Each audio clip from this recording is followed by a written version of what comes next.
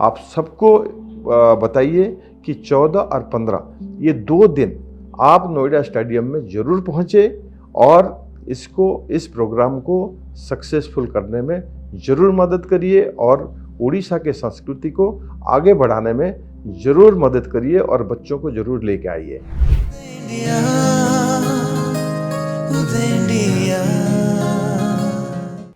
नमस्कार, उदय India digital में स्वागत है आपका। मैं अंशुमान आनंद और हम उदय इंडिया पर आपको भारतीय संस्कृति की हर झलक से परिचित कराते हैं और इस सिलसिले में हम आपको आज ले चलते हैं उड़ीसा के प्रसिद्ध रज महोत्सव की जानकारी आपको प्रदान करेंगे।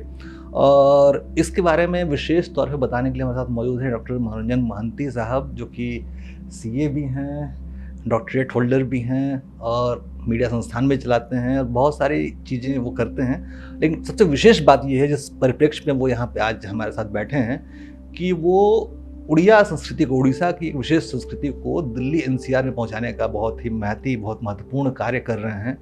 और हम उनसे जानेंगे कि ये रज महोत्सव क्या है और दिल्ली में मनाने की क्या क्या योजना है उनकी। जी धन्यवाद मुझे यहाँ बुलाने के लिए।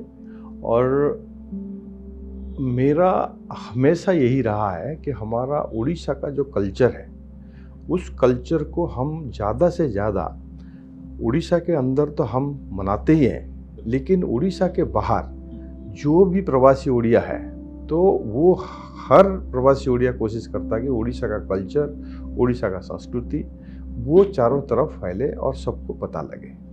ऐसे ही हमारा सबसे बड़ा संस्कृति है जो जगन्नाथ संस्कृति। जगन्नाथ संस्कृति को हम अपनी तरफ से हर जगह जो जहाँ पे है हर उड़ियावासी वो कोशिश करता है कि जगन्नाथ संस्कृति को हर जगह प्रचार प्रसार करे। उसके साथ साथ जो उड़ीसा का जो कल्चर है, जो पर्व पर्वाणी है, उसको भी हम लोग तो जानते हैं, लेकिन जो यहाँ के लोग हैं वो नहीं जानते। तो इसलिए हम यहाँ पे बीच बीच में, जैसे अभी आपने सुना होगा कि अभी उड़ीसा पर्व पालन हुआ था जिसमें यहाँ पे नेहरू स्टेडियम में, फिर उसके बाद सुना होगा कि यहाँ पे उत्कल दिवस हमारा 1 अप्रैल को उत्कल दिवस बड़ी धूमधाम से हमने मनाए। और यहाँ पे उड़ीसा पर्व में नरेंद्र मोदी जी भी आए और प्रेसिडेंट मुर्मू जी भी आए और बहुत सारे ऐसे लोग यहाँ पे आए कि और इनको भी कोशिश हमने किया कि ये पूरा देश की विदेश की कोने कोने तक ये उड़ीसा का संस्कृति पहुँचे। बिल्कुल, क्योंकि असल में उड़ीसा में जो डबल इंजन की सरकार बन गई, जब भाजपा की सरकार वहाँ बन गई, उसके बाद से हम देख रहे हैं कि जो उड़ीसा का कनेक्ट जो है वो शेष भारत से बढ़ता जा रहा है। यहाँ तक कि जो प्रवासी भारतीय महोत्सव हुआ वो भी उड़ीसा में आयोजित किया गया। तो ये बताता है कि कैसे हम लोग उड़ीसा की संस्कृति को पहचान रहे हैं। हम उत्तर भारत के लोग भी उड़ीसा की संस्कृति को पहचान रहे हैं। हम लोग, हमारा जो प्रश्न था रज महोत्सव से संबंधित था, इसके बारे में कुछ विशेष थोड़े बताओ। तो ये जो रज महोत्सव है तो ये हमारा उड़ीसा में हर जून महीने में, और जो संक्रांति के दिन, तो वो 14, 15, 16 3 दिन बड़े धूमधाम से हम मनाते हैं। और ये हर उड़ीसा वासी, ये एक बहुत बड़ा पर्व है उड़ीसा में, जिसमें ये बेसिकली जो वुमेनहुड है और एक वर्शिप ऑफ मदर अर्थ, जो बेसिकली जो एग्रीकल्चर करते हैं तो उनके लिए जो धान की बुनाई होती है, जो सीड होता है, जो शुरू होता है, तो मानसून शुरू होने के कारण तो ये एग्रीकल्चर एक्टिविटीज भी शुरू हो जाती है। तो फर्टाइल बेसिकली वुमेनहुड का मतलब क्या है, तो वुमेनहुड की जो that is relates to fertile, same thing relates to earth, fertile land. तो ये दोनों चीजें की पूजा होती है। तो वसुंधरा की पूजा होती है। वसुंधरा का मतलब अर्थ। तो हाँ, तो मदर अर्थ का पूजा करने से हमें एग्रीकल्चर में काफ़ी सारे डेवलपमेंट होता है। और जो हमें बेसिकली हमारा एग्रीकल्चर बेस्ड कंट्री है और सारे के सारे डिपेंडेंसी शुरू से लेकर अभी तक उसके ऊपर ज़्यादा डिपेंडेंट हम है। तो इसीलिए कई सदियों से ये रीति रिवाज चली आ रही है, क्योंकि वही है जो हम जो पंच तत्व बोलते हैं। तो पंच तत्वों में भी यही है कि हम स्पिरिचुअली इनको पूजा करते हैं। और ये जो रजब पर्व है वो एक बहुत सारे पर्वणी से एक है जो बहुत ही मान्यता है उड़ीसा में, इसको मनाई जाती है। और जो लेडीज है वो बेसिकली इसको ज़्यादा मानते हैं। और आपस में जैसे गांव में तो परस्पर के साथ जो मिलना जुलना और रिलेशन बढ़ाना प्लस और उसके साथ साथ जो इनकी स्पेशल अट्रैक्शन क्या होता है कि जो बॉडी एक्सरसाइज होता है, जो बॉडी एक्सरसाइज क्यों होता है, that is related to fertile, related to womanhood. तो उस चीज़ के लिए कहीं ना कहीं ये कनेक्टेड है। तो इसीलिए उसका करने से तो वो जो उस टाइम की जो लड़कियों का जो प्यूबर्टी पीरियड शुरू होता है तो उस कहीं ना कहीं वो साइंटिफिकली तो नहीं है, लेकिन अगर आप देखेंगे तो साइंटिफिकली भी वो कहीं ना कहीं सही रहेगा। तो उसके लिए जब ये एक्सरसाइज होता है तो कई तरीक़ा की गेम्स होती है, वो खेलते हैं, झूला झूलते हैं, पूची खेल बोलते हैं, पूची खेलते हैं। तो ये जो चीज़ें करते हैं तो ये सारे बॉडी एक्सरसाइज के लिए होता है। साथ साथ हमारा एग्रीकल्चर एक्टिविटी की जो मानसून आने के बाद जो करते हैं वो होती है। खाने पीने की अगर हम देखें तो खाने पीने में भी आपका डिफरेंट पोड़ो पिठा होता है और पोड़ो पिठा टाइप का बहुत सारे होता है। जैसे आजकल आप इसी टाइम में आम का सीजन होता है और कटहल का सीजन होता है। तो ये सब चीज़ें खाना, स्पेशल खाना वहाँ पे उस पीरियड में ही बनता है और इस 3 दिन में बहुत धूमधाम से पालन होती है। इवन स्टेट गवर्नमेंट का 3 दिन छुट्टी होती है। और यही चीज़ें हम जब यहाँ पे हैं तो दिल्ली एनसीआर में हम चाहते हैं कि लोगों को रजब पर्व के बारे में पता लगे।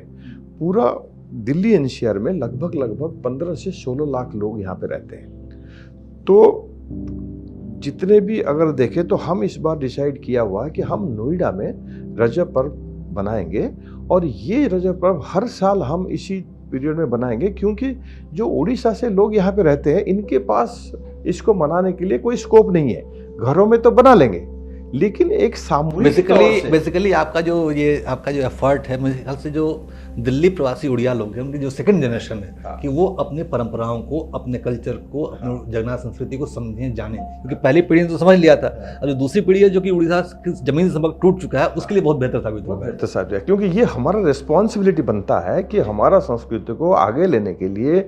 अभी क्या हुआ कि जनजी 2000 के बाद हुआ, फिर अभी जेन अल्फा आएंगे, तो धीरे धीरे जो संस्कृति है ना, भारत की संस्कृति, उड़ीसा का संस्कृति या कोई भी हमारा संस्कृति के बारे में अगर जनरल बात करें तो इन लोगों को हमें बताने के लिए, करने के लिए ये सब एक्टिविटी बहुत ज़रूरी है जिसमें ये लोग भी आगे इसको आगे लेके चल सकें। इस वजह से हमने अभी 14 और 15 तारीख को नोएडा में जो हमारा सेंट्रल प्लेस है नोएडा स्टेडियम में रामलीला ग्राउंड, यहाँ पे हमें अभी बहुत बड़े लेवल पे 14 और 15 तारीख को शेड्यूल किया हुआ है कि यहाँ पे रजब पर्व हम बनाएंगे।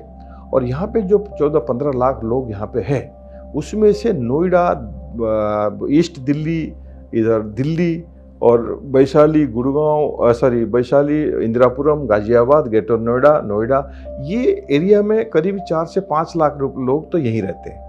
तो इन लोगों के लिए कहीं मिलने जुलने के लिए और ऐसे पर्व पर्वाण में साथ होने के लिए कोई मौका नहीं है। तो इसीलिए हमने सोचा कि इस बार हम इसको इतने अच्छे लेवल पे इस पर्व को मनाएं जैसे हम उड़ीसा में मनाते हैं। तो यहाँ पे सारे लोग आए तो हम एक्सपेक्ट करते हैं 20 से 25 हज़ार लोग इस पे शामिल होंगे और 2 दिन में। और उसके हिसाब से हमने नोएडा स्टेडियम में जो रामलीला ग्राउंड है इसको बुक किया है, वहीं पे हमारा 2 दिन की होगी। यहाँ पे आपका उड़ीसा का हर खाने की चीज़ें, चाहे उड़िया कल्चर का, उड़िया का जैसे हमारा फिश चलता है, मटन होता है, हमारा पोड़ो पिठा होता है, रसगुल्ला होता है, हमारा मतलब बहुत सारे ऐसे ही होता है, दही बड़ा होता है। तो ये सारे के सारे हमने वहाँ पे अरेंजमेंट किया हुआ है। 30 स्टॉल लगेगा खाने की, और जो उड़ीसा का आर्ट क्राफ्ट है, हैंडीक्राफ्ट है, उसका भी स्टॉल लगेगा। और हम चाहते हैं कि दिल्ली एनसीआर में जितने भी उड़िया लोग हैं वो भी यहाँ पे आए, आनंद उठाए।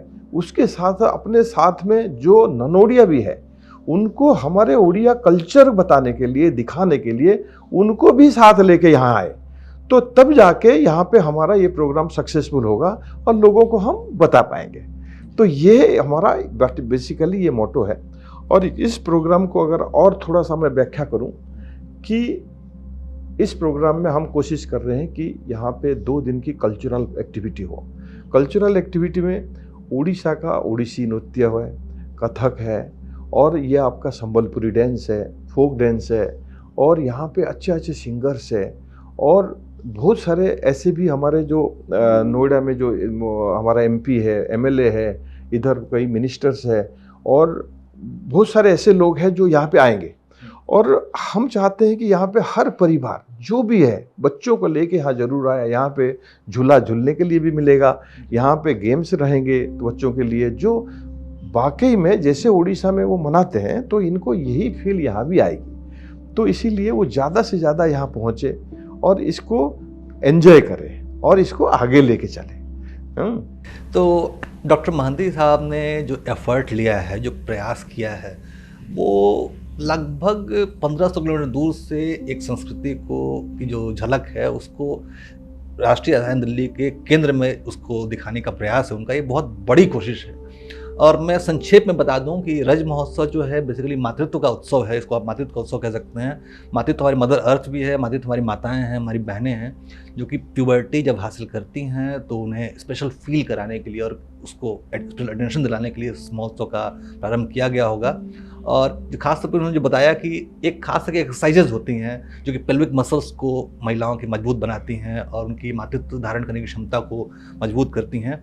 और साथ साथ आपने जिक्र किया संबलपुरी डांस का, आपका मतलब ओडिसी डांस का, सारे महोत्सव होंगे, सारे उड़िया फूड, कटक का दही बड़ा और आलूदम होगा, आपका चकली पीठा होगा और बहुत सारी चीज़ें होंगी जो कि आप श्योर एंजॉय करेंगे। मैं उड़ीसा के एक एक एरिया में घुमा हूँ चुनाव के दौरान, मैंने खुद हर क्षेत्र में गया हूँ, उड़ीसा के हर इलाके में गया हूँ और मैंने बहुत एंजॉय किया है। मैं उम्मीद करता हूँ कि 14, 15 और 16 जून को आप समय निकालेंगे और नोएडा स्टेडियम जरूर पहुंचेंगे। डॉक्टर साहब ने निमंत्रण दिया है आप सबको, जो भी इस वीडियो को देख रहा है वो समझ लीजिए कि आपके लिए एक बेहतरीन मतलब एक मौका है एक देश की पूर्वी भारत की संस्कृति को समझने का और जानने का और एक नए अनुभव को प्राप्त करने का। मैं उम्मीद करता हूँ डॉक्टर साहब कि आप कुछ और कहना चाहेंगे। हाँ, मैं अब बताता हूँ कि जैसे अब ये आता है कि ये जो महोत्सव जो है वो हम कैसे अरेंज कर रहे हैं, किस हिसाब से। तो हमारा एक संस्था है, एनजीओ है, जो सामुदायिक विकास समिति। सामुदायिक विकास समिति एक सोशल ऑर्गेनाइजेशन है जो 1999 से है।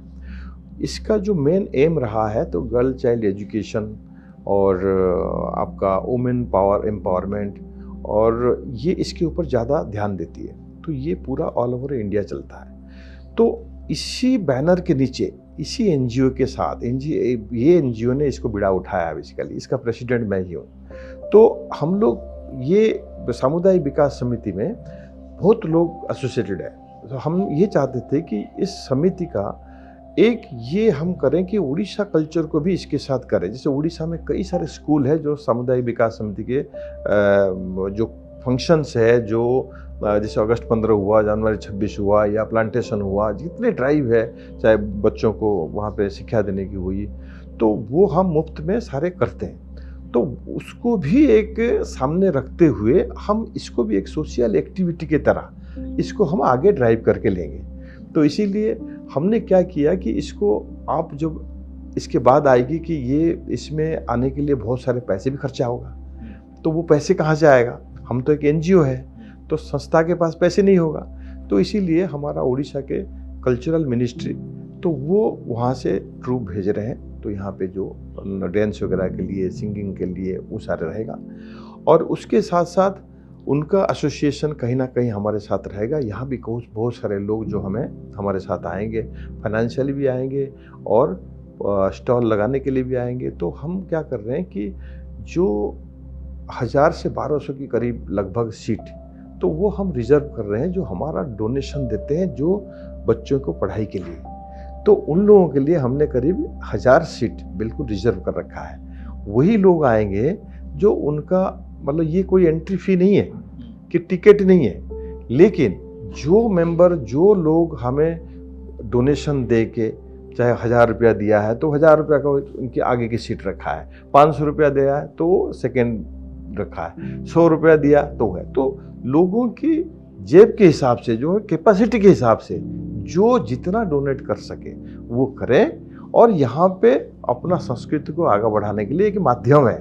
ये तो कुछ नहीं है, लेकिन ये माध्यम है, उसमें वो ज़्यादा से ज़्यादा यहाँ पे आए, तो हमारा उम्मीद है कि यहाँ 20 से 25,000 लोग यहाँ पे पार्टिसिपेट जरूर करेंगे। आपने कहा कि 20 से 25,000 लोग इकट्ठा होंगे, लेकिन हम देख रहे हैं कि इस वक्त देश की प्रेसिडेंट भी महामहिम राष्ट्रपति जो है स्वयं उड़ीसा के मयूरभंज से आती हैं, आपके शिक्षा मंत्री धर्मेंद्र प्रधान हैं, आपके रेल मंत्री अश्विनी वैष्णव हैं, इनमें से किसी को हम देख पाएंगे क्या वहाँ पे? हाँ, यहाँ पे हमारा जो लिस्ट में है अभी हम जो अप्रोच कर रहे हैं, तो ये एक तो मनोज तिवारी जी है, रवि किशन जी है, यहाँ से हमारा धर्मेंद्र प्रधान जी है, और लोकल जो हमारा डॉक्टर महेश शर्मा MP है, बांसुरी स्वराज जी हैं, और द्रौपदी मुर्मू और ये वगैरह नहीं आ सकते रीजन बिंग की ये हाँ, उनके लिए बहुत पहले से ही ये प्रोग्राम हमें फिक्स करना चाहिए था।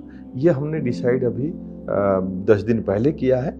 तो अगर इस साल हमारा ये सक्सेसफुल बढ़िया से होता है, तो अगले साल जो होगा तो ये स्पेक्टेकुलर होगा और फंटास्टिक होगा, और ये आपको पता लगेगा कि उड़िया कम्युनिटी में भी ऐसे गैदरिंग हो सकता है, ऐसे पर्वणे हम बता सकते हैं कि ऐसे होता है, तो वो ज़्यादा अच्छी तरीक़े से अगले साल से होगा। लेकिन इस साल मैं चाहूँगा आप लोग जो भी मेरे को सुन रहे हैं, तो आप और आपके आस पड़ोस, आपके फ्रेंड्स रिलेटिव्स, आप सबको बताइए कि 14 और 15 ये 2 दिन आप नोएडा स्टेडियम में ज़रूर पहुँचे और इस प्रोग्राम को सक्सेसफुल करने में ज़रूर मदद करिए, और उड़ीसा के संस्कृति को आगे बढ़ाने में ज़रूर मदद करिए, और बच्चों को ज़रूर लेके आइए। बहुत बहुत धन्यवाद। ये आगाज़ है और हम उम्मीद करते हैं कि दर्शकों का रिस्पॉन्स अच्छा होगा, तो धमाकेदार आगाज़ होगा और अगली बार और बड़ा धमाका होगा और बड़ा उत्सव होगा। तो आप ज़रूर आइए, जश्न मनाइए। 14-15 तारीख 14-15 जून नोट कर लीजिए। बहुत बहुत धन्यवाद। नमस्कार।